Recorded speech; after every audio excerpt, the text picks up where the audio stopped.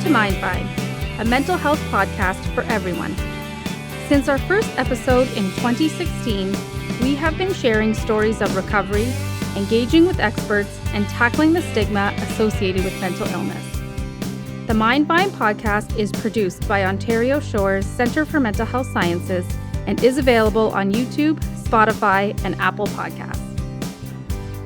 Welcome to the Mindvine podcast. My name is Darryl Mathers and I'm your host today.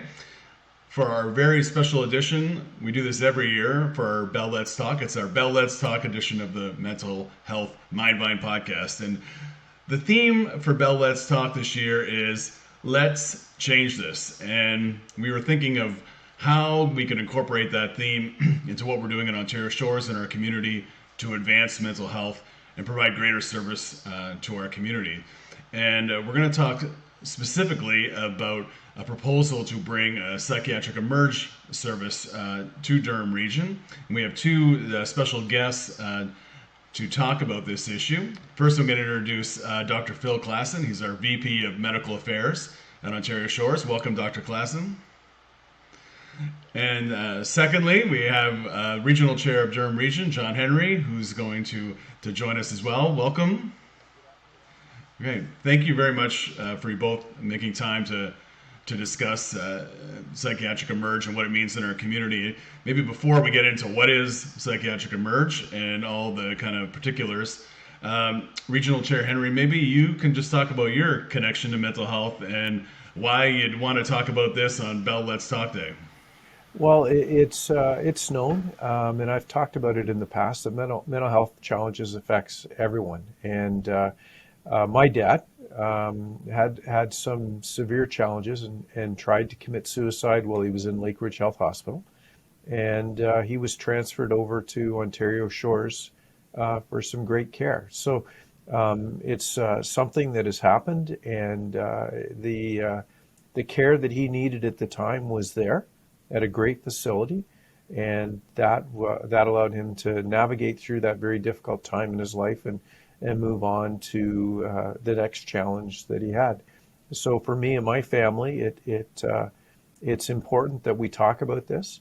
It's important that people know that mental health challenges happen to everybody, and that nobody is isolated from this. And I think Bell Let's Talk has had a lot to do to bring that out and have more of a conversation about the challenges of what's going on, especially during the times of COVID and the challenges that we're having right now. And before we get into Psychiatric Emerge, Dr. Klassen, as a mental health professional, for a period of time, probably started your career when people weren't talking about mental health in the way they are now, kind of in the public sphere. Since Bell Let's Talk and some of these initiatives have become more public, what has it meant to you as somebody who's delivering mental health care to have these conversations, even if it's, for some cases, once a year on Bell Let's Talk Day, but hopefully more than that. But what has it meant to you for these conversations to become more commonplace? I think you're right. They have become more commonplace, and I think Bell and others deserve a lot of credit for creating that conversation in a public way. I think it's allowed people to come forward for help that, in a way that may not have been as comfortable, may not even felt doable to people in the past, which is obviously encouraging and exciting, that stigma reduction. The challenge, of course, for us then is that as I think the stigma's gone down, and as people have been willing to get help more frequently, that the service demands on service providers are increasing. And we have not always, and by we I mean the entire community of mental health service providers, we've not always found it easy to keep up with the increasing service demands. And so we've had to try to innovate our way to different ways to meet that demand. So that seems like a perfect segue when you talk about innovation and what we want to discuss today. So Ontario Shores has, a proposal to bring a psychiatric emerge service to Durham Region, and some people might say, well, we have an emergency room, access in our community via traditional hospitals. So, with that in mind, tell us a little bit about the proposal to bring a psychiatric emerge service to Durham Region. Well, I guess I'd say, first of all, it remains the case that A somewhat distressingly large number of people have their first mental health contact in an emergency room, which is not ideal. That's not the perfect scenario. But I don't think that's ever going to completely go away. That is simply how it is, particularly when people have serious mental illnesses and periods of serious mental state disturbance. The traditional emergency rooms, as somebody who has spent time in traditional emergency rooms, are not really a great solution for mental health emergencies. They were not really ever designed for mental health emergencies, both in terms of staffing and also in terms of physical layout. And as you know, wait times are often long. Oftentimes, the physical environment is distressing. A certain number of people that are there for mental health reasons will wind up on a gurney or isolated or even in restraints, none of which we want to see. And I think increasingly people have turned their mind to, are there alternatives to that? And some alternatives have been proposed, largely similar kinds of spaces, similar kinds of services, but simply in a different space. That is to say, similar kinds of rooms and approaches and so on, but not mixed in with cardiac care patients and other patients. But many of the traditional elements of mental health emergency care, which is just triage and out, remain in those kinds of emergency settings. And so we went a little further afield and found an Empath Model that we love. So you mentioned the Empath Model, which maybe we'll get to, but I wonder if we can relate it back to your experience, Chair Henry, about maybe not so much emergency room, but being in the right place at the right time when you're either in a mental health crisis or supporting somebody who requires treatment. And in our patients, in our experience, a lot of people do go through quite the journey to get to a place where they're actually getting the care that they need. And it's obviously something as a system we want to alleviate that pressure. But as a family member supporting someone, what was it like when your father received the care that he needed and your family needed? Well, it was you took someone from a not a very happy place where he was struggling for all kinds of issues, to bring him back into a place where he was able to be function again. But it needs to be easy to do this. And here at the Region, we've done things to help with the challenges of mental health within our community. We've hired more mental health nurses to work with our police department, to be on the road, to help our residents throughout the region of Durham. But those mental health nurses and officers are often stuck in an emergency room at Lake Ridge Health, waiting to transfer their patient or for the patient to be seen. Lake Ridge Health does a very good job at dealing with all issues, but there is a challenge with mental health. They're not equipped to take that patient that comes in with a police officer or a paramedic and a mental health nurse, and once they get to the emergency room, they need a place where they can get the support they need.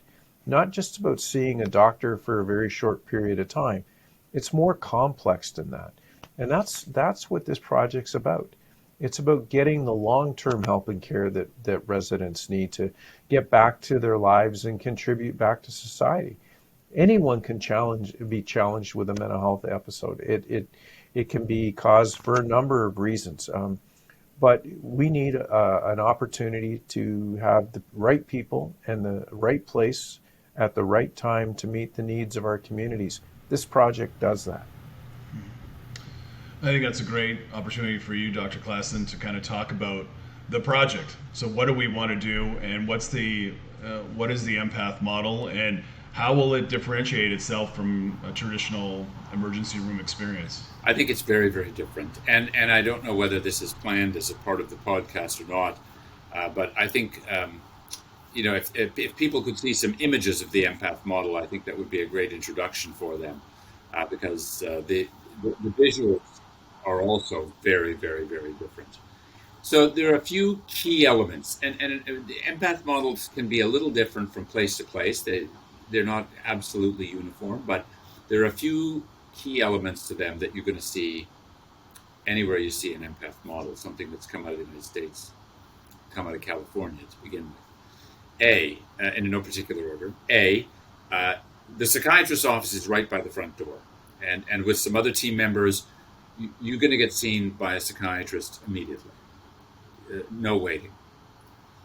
B, the physical environment, as you will see as soon as you enter, is completely different. It's an open, warm environment with some outdoor space, usually a courtyard, a kitchen where you can help yourself to food, a place where you can do some laundry if you have to. The idea is it's a warm and communal and sort of natural looking space.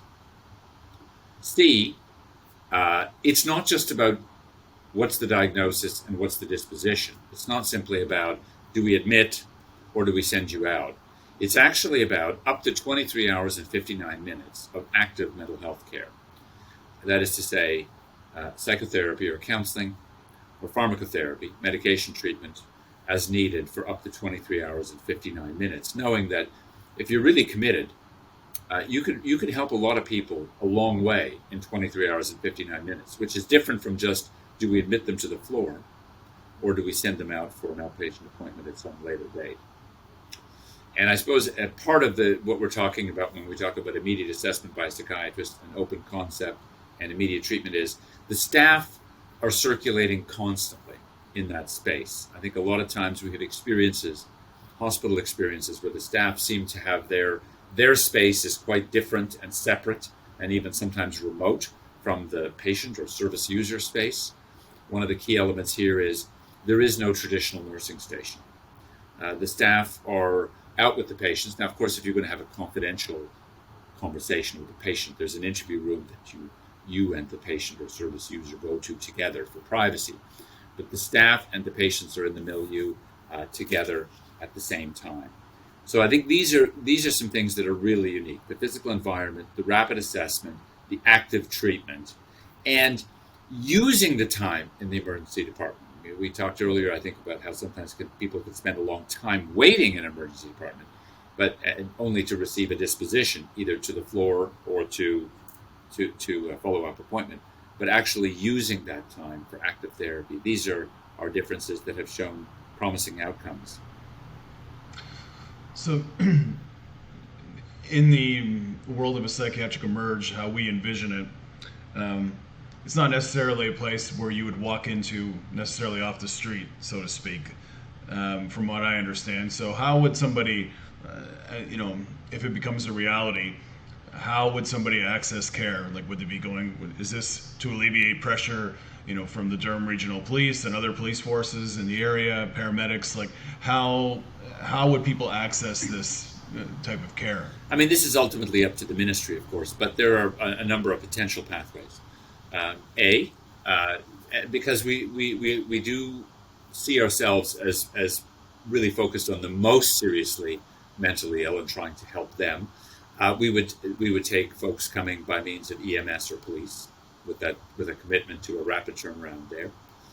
B, we have surge capacity because they're not rooms, they're recliners. So we may be taking some patients in transfer from other emergency departments. And C, yes, you can walk off the street, actually, into this emergency department as part of our model. But it's only the higher acuity cases that have the up to 23 hours and 59 minutes. In other words, if somebody comes in, and this does happen. I've worked in downtown Toronto emergency departments on many, many occasions. A lot of people come in with relatively less serious or complicated mental health difficulties. They can be given a follow-up appointment. They don't necessarily need that intermediate intensity of up to 23 hours and 59 minutes in this space. But if somebody comes in and they are a seriously unwell person and seriously distressed and are appropriate for the emergency service, they can access the emergency services through the front door. So from your perspective, Chair Henry, when you're talking about the community that you serve and trying to provide service and resources to your population, how does that model sound in terms of who could be impacted by what would the psychiatric emerge? Well, for us, our police and public health mental health specialists that work with our police department, and we have that team out on every shift. The challenge is they can only see so many people during the course of the day because their time is taken up waiting at Lake Ridge Health. So if there was a place where they could pick up someone that was having challenges, assess the need to go to this new concept, take them there, and then be back out on the road again to serve our community instead of being, literally stuck until the handoff takes place at Lake Ridge Health for 2, 3, 4 hours sometimes.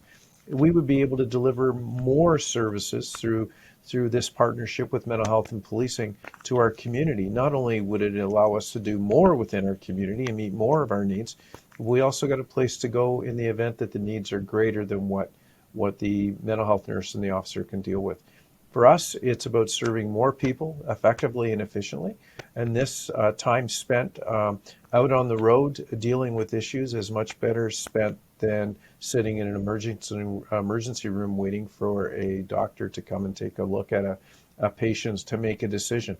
And then the care that's available afterwards, it shouldn't be about coming in, being checked, and then being released back into the community.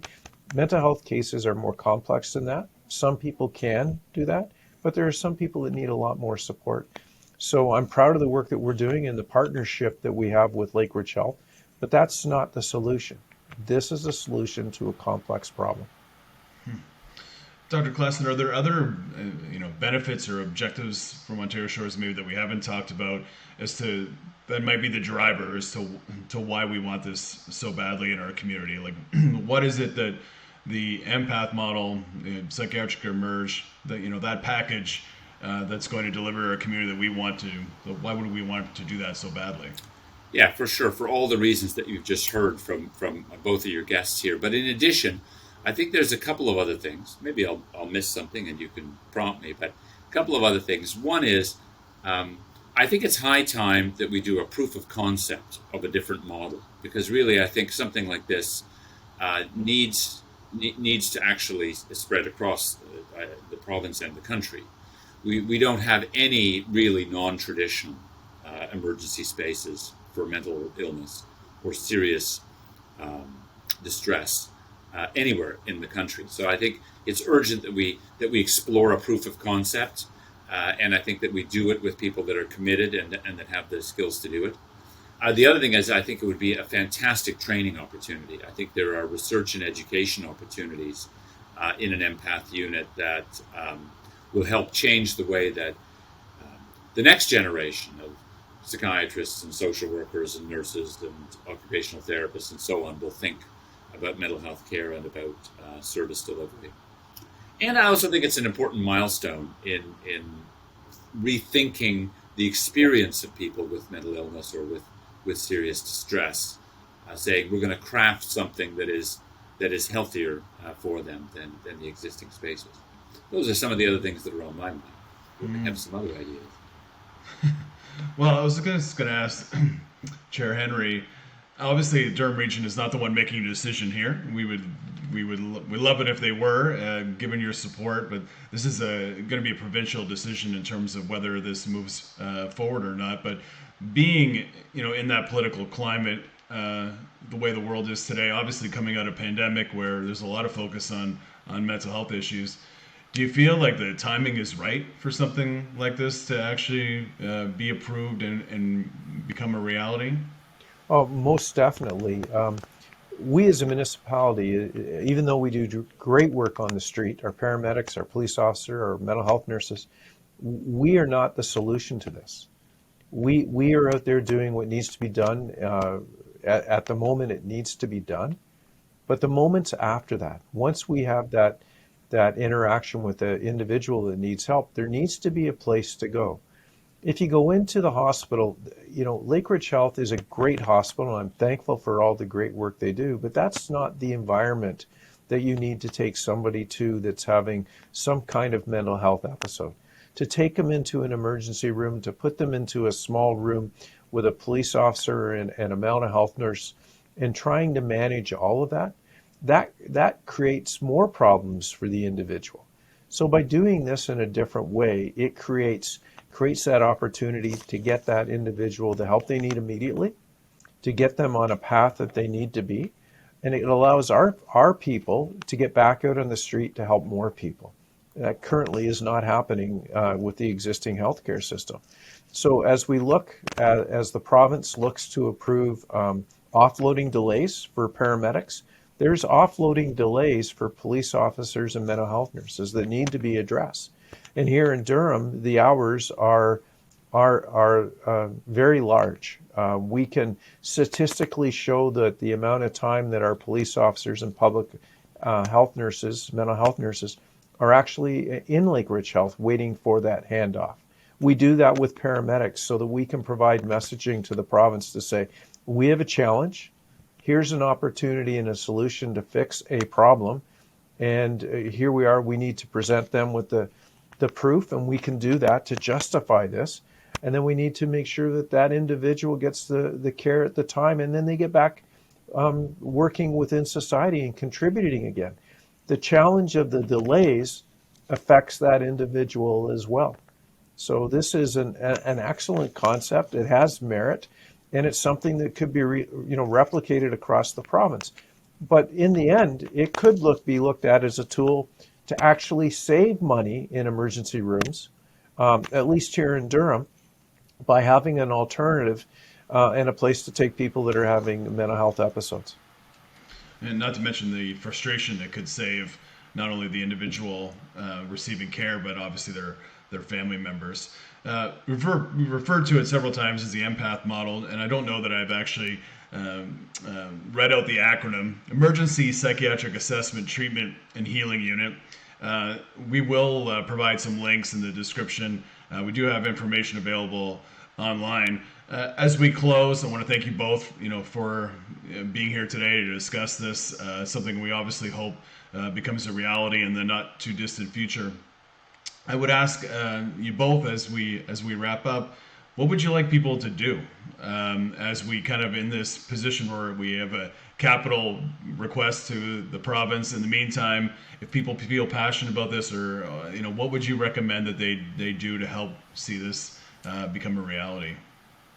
Well, in Durham, chatting with your MPP, we're very fortunate to have a facility like Ontario Shores located within the boundaries of Durham Region. It just doesn't service the people of Durham Region, though. But talking with your MPPs, talking about the importance of mental health, and for the families, having somebody in a facility close to your home it takes the pressure off the families as well. And this facility, in the case of my family, did such an amazing job with my father to get him back on the right path. And they do that for everyone that walks through the door. So speaking about alternative care to our members of provincial parliament is something that needs to happen. We're talking about it. There was a time that nobody talked about mental health, that everyone was afraid to talk about the challenges within their families. And that may still be for some people, but the challenge is out there. We know it needs to be addressed. And I'm hope they're listening, because we have a great opportunity to show how something could work really well in this region that could be utilized in parts throughout Ontario in different communities. Mm-hmm. And Dr. Klassen, any closing thoughts for you? I would echo the words of Chair Henry. It's really helpful for citizens to get engaged and passionate about what is happening in their community. And as Chair Henry has pointed out, you can speak to your MPP. You can talk to people at various levels of government to help them to advocate for this kind of a capital campaign.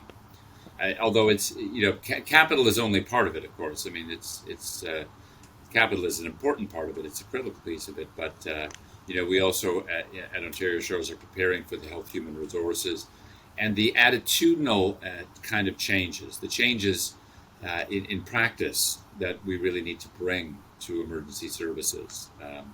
And it's very exciting to think about it, and I hope that we can make it happen.